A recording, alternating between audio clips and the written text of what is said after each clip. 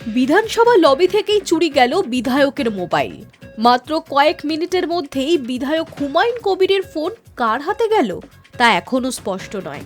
মঙ্গলবার সকাল 11টা নাগাদ ওই ঘটনাটি ঘটেছে। বাজেট অধিবেশন চলায় বিধানসভায় উপস্থিত ছিলেন সব বিধায়করাই। কড়া নিরাপত্তার ব্যবস্থাও রয়েছে বিধানসভা চত্বরে। তার মধ্যেই কিভাবে এমন একটি ঘটনা ঘটল তা নিয়ে উঠছে প্রশ্ন। যদিও শেষ পর্যন্ত সেই ফোন ফিরে পেয়েছেন বিধায়ক। জানা গিয়েছে, ভরতপুরের বিধায়ক হুমায়ুন কবির অন্যান্য দিনের মতোই মঙ্গলবার লবিতে গিয়ে সোফায় বসেছিলেন। কিছুক্ষণ পর হাজিরার খাতায় সই করতে উঠে যান। তখনও তার হাতে ধরা ছিল দুটি মোবাইল। এরপর আবারও সোফায় গিয়ে বসে পড়েন তিনি। বিধায়ক জানিয়েছেন, সকাল 11টায় নিয়মমাফিক ঘণ্টা বাজতেই অধিবেশন কক্ষে প্রবেশ করেন।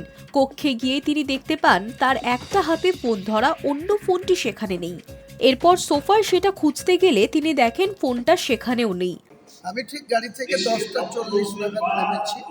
নেমে এখানে 42 মতো এখানে অ্যাটেন্ডেন্স করেছি।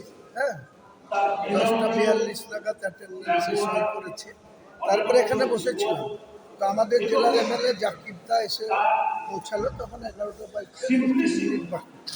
ওই জাকিরদার সাথে কথা বলতে বলতে এই ফোনটা এখানে একটা হাতে ছিল আর একটা এখানে সিটে রেখে এখান থেকে বেল বাজছিল, ঢুকে গেছি।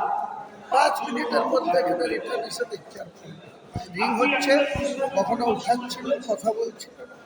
তারপরে বাকি মার্শাল সাহেবকে জানালাম, মার্শাল সাহেবরা দেখছে, আর হেয়ার স্ট্রিট থানাতেও জানিয়েছি, ওনারা দেখছেন, বলছেন লিখিত একটা কমপ্লেন।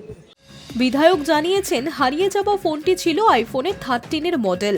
তাতে ফেস লক করাও রয়েছে, অর্থাৎ বিধায়ক নিজের মুখের প্রতিচ্ছবি দিয়ে লক করে রেখেছেন। ফলে সেটা আর কারোর পক্ষেই খোলা সম্ভব নয় বলেই দাবি তার।